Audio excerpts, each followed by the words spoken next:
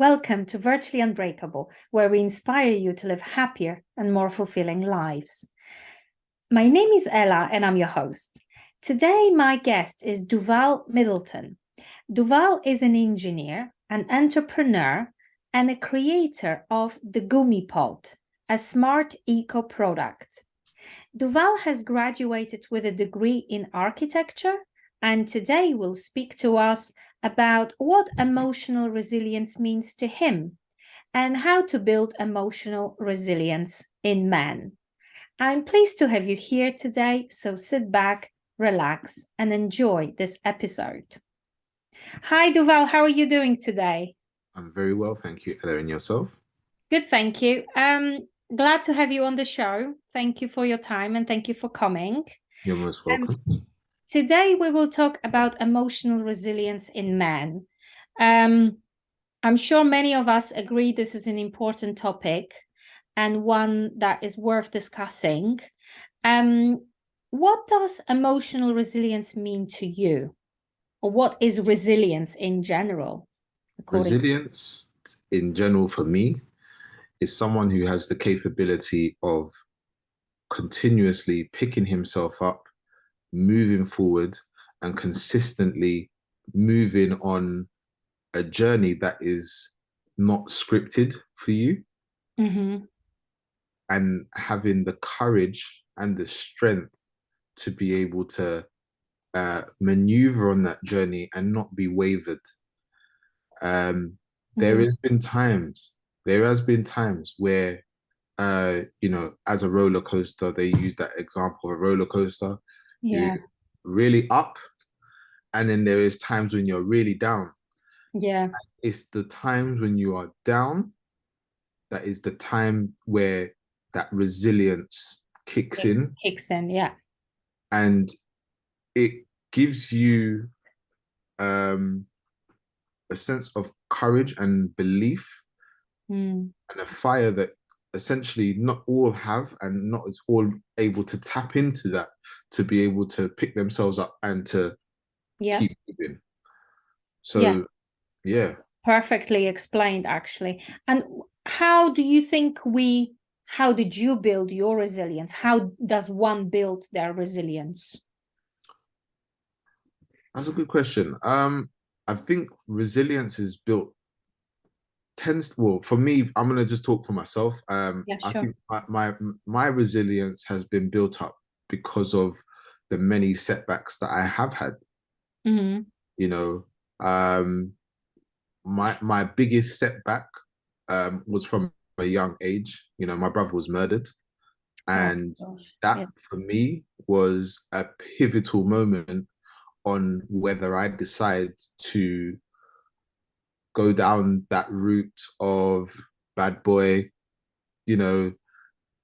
gang, knife crime, gun crime, those types of things, this typical stereotype that people like me essentially can go through. Or I find something that I love and I enjoy, and I persevere and I push through that with resilience. Exactly. So it's that purpose, right? It's finding that purpose in life and that passion, some things you're passionate about. Absolutely. And you want to focus your mind on that as opposed to falling in the pattern of negative behavior. Yes. That could bring lots of problems to you and your family. Well done. I think that's such a practical and great description of what resilience means, and more specifically, one that is according to you. And can you tell us, so we started talking about that, but can you actually tell us who you are and what is it that you do on a daily basis? Sure. So my name is Duval Middleton, and I am the founder and the inventor of Gummy Pod. Gummy Pod is chewing gum packaging with an integrated chewing gum bin. And as a part of my resilience, I work part-time for British Gas as a gas engineer. My background was in architecture. So I studied design and technology through college. and then I went into university to study architectural design, which I'd done the 3 years, graduated, and I was working in many different architectural firms across London. One of the notable projects I was working on was the Aquatic Centre in Stratford, Okay. in the Olympic Park. And that was with Zaha Hadid's office. So my background rooted is within design and technology, but I had a real underlying passion for designing products, and the education of my design has obviously helped me to to take criticism, Yeah. which is some things as a part of resilience not many people can take very well. Yeah. So yeah, so it's helped me significantly in that journey. Great. Fantastic. So I think it's fair to say that we live in a crazy world. It feels to me like every day it's becoming crazier than the day before, almost. Absolutely. Perhaps that's a little bit negative, but I think we live in a world where it's so easy to lose yourself. Um, and that is for many different reasons. And I think that's both for men and women. It's so easy to be confused as a young man. Let's talk about men for a minute. I think it's very easy to be confused about A, what you want to do in life, B, how to get there, how to find the resources or the resilience to get you there. Yeah. And it's so easy to find a shortcut and do something else that is less fulfilling, makes you less happy, but perhaps brings money faster, right? Yeah. And Yeah. it's so difficult to find that the purpose, and find the perseverance and determination and the self-belief inside you, the confidence inside you, the self-confidence and self-belief that you can do it. It's also obviously much easier when we have someone in our lives that believes in us and gives us that extra support, that pat on the back. And I want to ask you, what helped you believe in yourself that you can do this?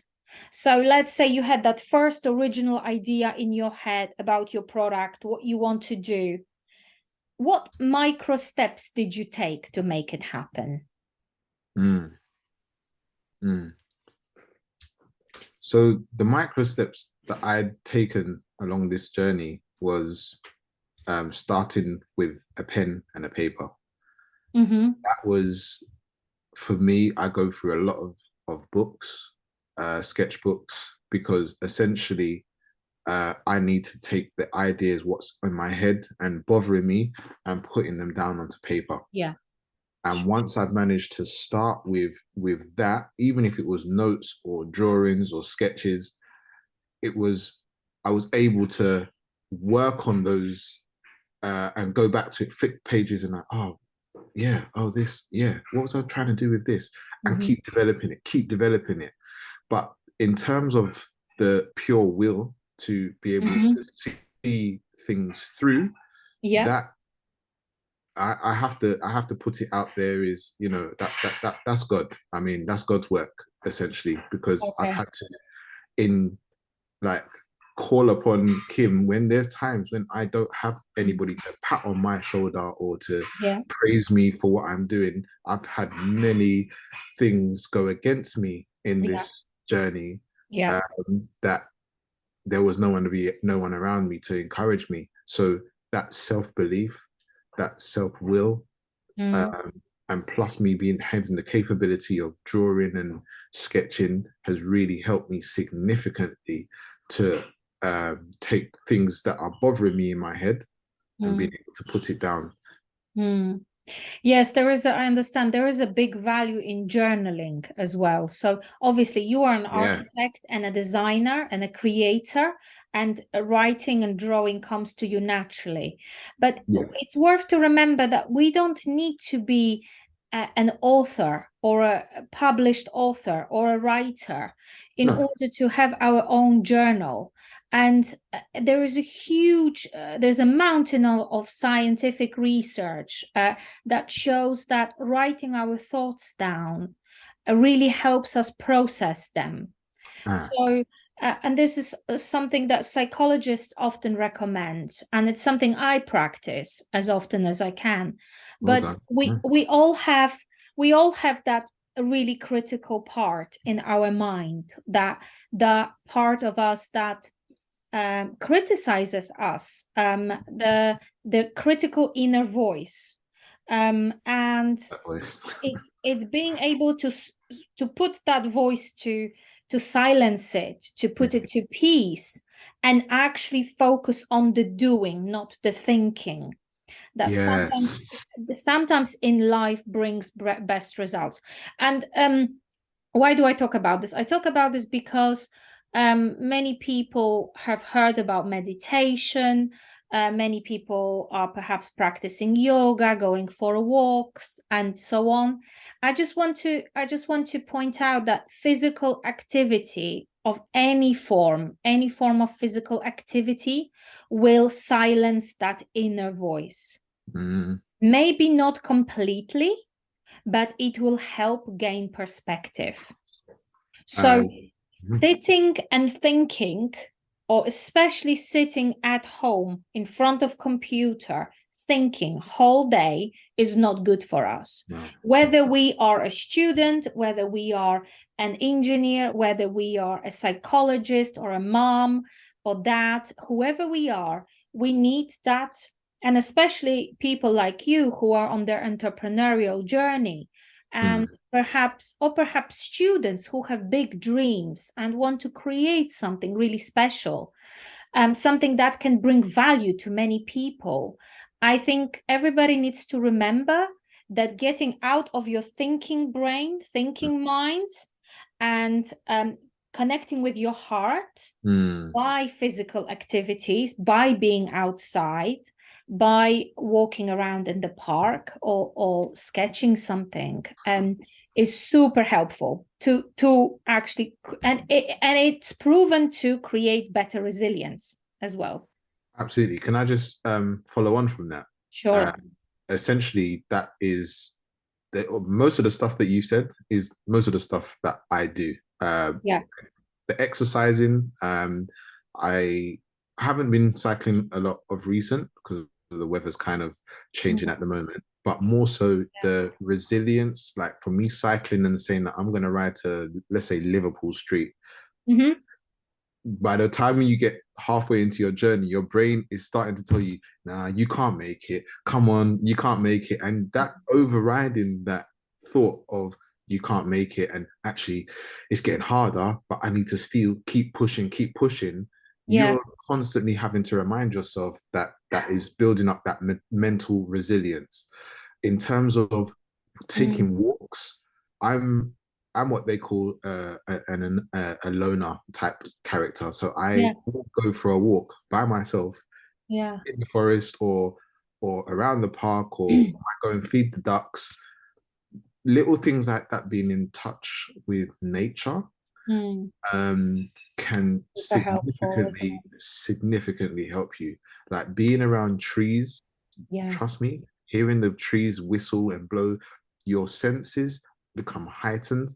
And if you can tap into those senses that we've been blessed with, you know, you will find that mental resilience to know that, you know, we are all one, you know? So absolutely. I love what you're saying. It's all super relevant, and it's all what I practice as well. I think also worth pointing out very briefly before moving to the next question is that our mind is actually there to protect us from danger. Wow, that's beautiful. And that's beautiful. And many people don't see it like that. But if we study how the brain works, how our minds work, or we read anything about it, we will quickly realize and find literature that says our mind is there to protect us from danger and taking risks. So building up from that, that means our brain, our mind prevents us from taking opportunities. So think about it. Yeah. If our brain prevents us from taking risks because it reminds you last time you failed, it's essential to quiet that mind down and do what we really want to do. Amazing. So, and no problem. So, so Silent. this is something I thought it's valid and it's worth pointing out. Now, Very, let's go very back. valid. Thank you so much. Let's go back to talking about resilience in men for a second, Duval. Yeah. What do you think? So this is clearly a super important topic. We all know that. What do you think prevents men from seeking help when they need help? What is it about their mind, the way their mind works or their body works? So from your perspective, I know you perhaps weren't in that situation, but just imagine if you're feeling really overwhelmed or really stressed out as a man. I'm sure you do on a regular basis in your job, considering the amazing challenge that you're facing with your product. And we didn't even discuss that you have been pitching to get your products to different retailers. And I know that because I attended an event with you, but you have some amazing successes behind you, and no doubt you have challenges on daily basis where that critical inner voice kicks in, where perhaps you're not feeling physically super strong.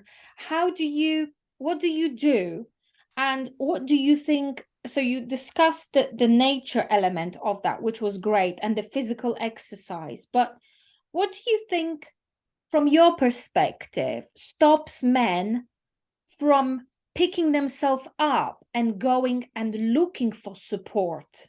Is it the pride in them, or is it fear of judgment?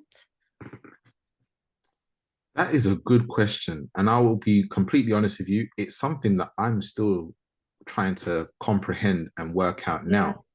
But so far, what I am feeling myself and how I'm picking up on this myself is that, and I look at things very open-mindedly, men are going through one of the hardest times, and this is nothing to do with me blaming women in any capacity. Please, just I'm going to put that there. But I think men are going through one of the hardest times right now because men's roles are really being challenged, because the empowerment of women now has been fascinating and it's been amazing to witness and see.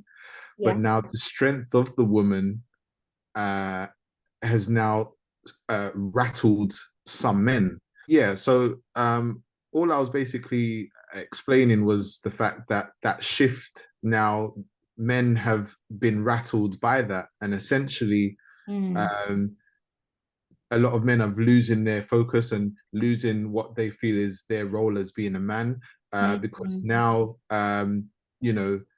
men have so much that they want to stand for, and they get challenged now, and it's now acceptable, and so it should be. But men have not been able to adapt as quickly as women, and from someone who has been brought up in a household with predominantly women, as I didn't have a father figure, that's another thing as well. For me, I was partially raised with a father, but then it fell apart, and then I don't have a father around me. And a lot of men that I've went to school with and grown up with, they've never had a father around them. So they've been taught how to be a man by a female, and there's nothing wrong with that. But if the men were present, things it would be be a different story, different. completely different story. And Thank you for sharing that. It's very private and personal story, but I've also read somewhere, I think actually it was Dr. Gabor Mate in the book called Hold On to Your Kids, that he mentions the really negative effect that lack of father figure has on young males. Yeah. And he discusses that scientific research in detail in his book. And actually, believe it or not, that also impacts animals. Really? Animals that have been like young elephants that were raised without a father. Oh, yeah. They get into groups and they cause problems for other animals. Would you believe that?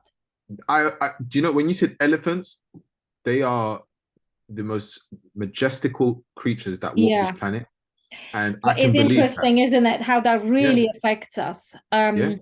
So you mentioned super important topic, the women empowerment, and the need that men need to almost adapt quickly. So Yeah. not only be in a way, be that, especially if you have a family, if you're a father, have enough confidence and perseverance and put in enough hard work to provide for the family in a way, but also be able to connect with their partner, whether it's a man or a woman, doesn't matter. Have the sensitivity inside you. So it's almost like identity crisis we are talking about, right? Where men have to rethink the role in the society, the role in the family, and how in the middle of all this mess to find themselves and be true to themselves. And Exactly. stand up for their values and stand up for what they believe in, which is a challenge, It's a big challenge. for It's a young big men. challenge because then there's still the expectation that the man is supposed to be this, the man is supposed to be that, the man is supposed to be this, and so there is that definitely. But it's again is being clear on your journey and what you're trying to achieve in your life as well. And did you ever find in your life that the misconceptions about mental health and the social stigma related to mental health was preventing you from expressing who you really are and perhaps expressing at times how you feel? Did you ever have a situation where you had to block your emotions to not show what you're really going through because of fear of judgment? Yeah, definitely. Like I said, after I lost my brother, I went into a complete blockage. I was a happy, outgoing teenager, like as in up until that point. And I went into, smoking cannabis. I went into the whole drinking and all of these things to really take myself away from this reality. The problem. There you go. And don't get me wrong, I fought a lot of battles whilst I was high and in that state. But now, after growing up and having children as well, I've begun to understand that, hold on, you can't be doing this no more. You need to make real drastic changes. And I think that, with everything that's happening around me, it is the mental health thing is something that I completely, you could never ever tell me mental health in my teenage years growing up. Like even when I was going through the hardest times, you could never tell me about it because I thought it was a way of trapping people to say, because you got mental health, you're suicidal or you need counseling, those type of things. You could never talk to me. But it's only up until I would say 2020 in COVID. There was a pivotal moment where I even wanted to give up my business and everything. I actually wanted to shut everything down. And I disappeared, like I won't physically disappear, but I shut my phones down. No one could even get in contact with me. But that gave me that time to refocus. You needed that reset. Ella. Perfect words. Yeah, Reset. you needed a psychological and mental reset. Yeah. Yeah. And actually, so many of us needed that. And Yeah. that time when COVID happened Yeah. was a perfect opportunity to do it for some of us. Yeah. Yeah. I'm saying some of us because some of us had kids to look after 24/7 and all that. But I totally get it. I totally get it. And did you feel it helped you to refocus and find yourself again? Yeah, not straight away because I had a lot of health issues that was mounting on top of that Yeah. during COVID.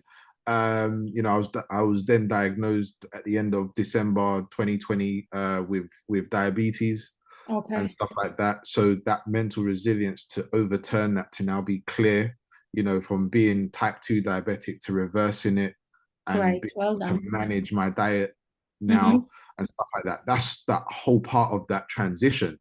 Yeah. So it was until I was literally dying on a hospital bed because I've overworked all throughout COVID.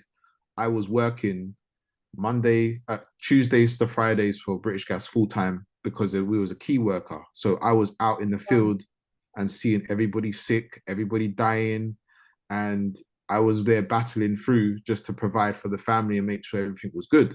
Wow. But that Yeah. that comes at a detriment to your health, and that reset button was, like I said, in that pivotal moment, where I was faced with business, business, Yeah. family. Sometimes there was just no in between No and rest.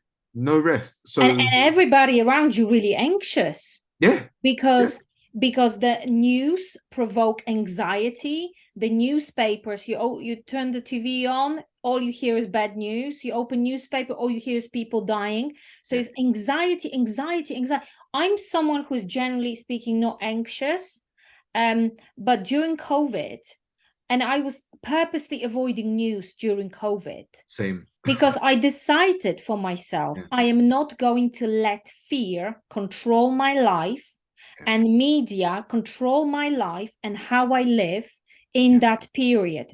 Not how I live as in what I do, where I go, but how I live in my head, how I Yes, perceive the reality around me.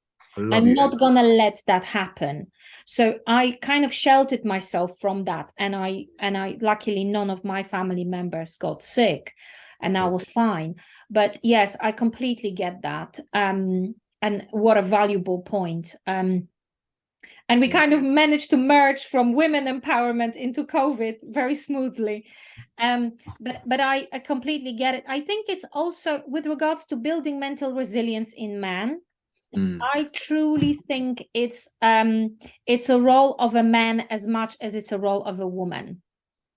And especially, I think, especially personally, I think especially mothers.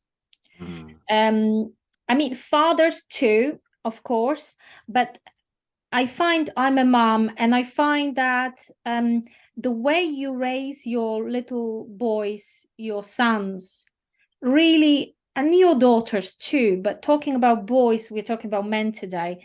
mm. It really shapes how they see the male and female in the future, 100%. and how they either take on the female responsibilities or tasks, so-called female, or how they don't. And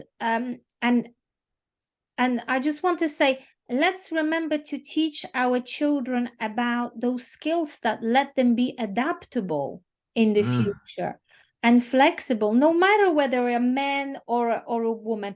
Girls need to believe in themselves more. Girls need to study more maths and engineering and architecture, and boys need to be more in touch with their feelings. And yeah. boys need to stop hearing that you are a man, so you can't cry, because that's a total BS, if you ask me. I was guilty of that. And it's, you cannot say that to a child anymore. Like, No. let's put that to past. We've done that for many generations in the past, where we've been telling our boys, you don't cry because you're a man. Let's not make that mistake any longer. Yeah. Men kill themselves, commit suicides every day. They're not in touch with their emotions, with their feelings. They don't know how to process and release their negative feelings from their system. Mm. And it's our role, as in society, as well as female, to support men on that journey and really encourage them. Be interested, ask them, start a conversation, show some ability to listen to a man too, because sometimes it's not as easy to listen to a man as it is to listen to a woman, because women talk a lot and they naturally or they tend to talk more than women and talk about their problems more. But if we show some interest in how men in our lives are doing, how they're coping, sometimes you need to do a little bit of digging and have a little bit of patience and ask some questions and show some encouragement and positivity, and perhaps suggest to them, I know, look, I've been working the whole day today with the kids, but look, if you feel like you want to go to the gym and you want to go and exercise because it's going to help you, I'm going to support you in that. Yeah. It's putting that ego into the pocket and stop being selfish in a relationship and seeing the needs of the other person, in this instance, man, right? What Sure. do you do for self-care? And what are the final 3 tips you would give to any man who is perhaps your age, or maybe feeling a bit lost or overwhelmed in life with work-life balance or not finding themselves? What are your 3 top tips with regards to self-care and building that resilience? 3 top tips for me is be strong, be courageous, and plan. Write down your ideas. Yeah. For self-care for men, I love massages. So I don't get to do all the time, but go and have a massage. Yeah. Alternatively, an activity that you like, do it. And on a regular basis, perhaps, on right? a regular basis, To if the funds can provide it, and you have availability and time within your working life and stuff like that, find that working balance as well. But go out and do an activity by yourself, because I go go-karting by myself. I'll happily go on and do a go-karting track and enjoy myself, because I don't like to have to rely on people, of me organizing, because I've done that in the past, organizing events and half of them turn up and nightmare, stuff like that. isn't it? Nightmare. I go out to and Yeah. do things and I enjoy it for myself. Go out to eat by yourself, and you start to really understand you as a man, or as a female, yourself. Because if you can be and enjoy your own company. Yes, 100%. And that helps you build self-knowledge. It helps you build self-awareness. Yep. It helps you get to know yourself. Yep. And when you get to know yourself, you're more in touch with your emotions and your feelings, and you can process them faster and understand them better and release them from your system. And you become resilient. Yes, so you're not dwelling on the past. Yep. And instead you're focusing on the future. This has been fabulous. Thank you so much for joining today. Enjoyed every minute of it. And I will, to any of you, I will include the links to Duval's LinkedIn profile and his website in the show notes below. Thank you so much for joining today. Cheers. You take care, Ella. Thank you for having me. Bye.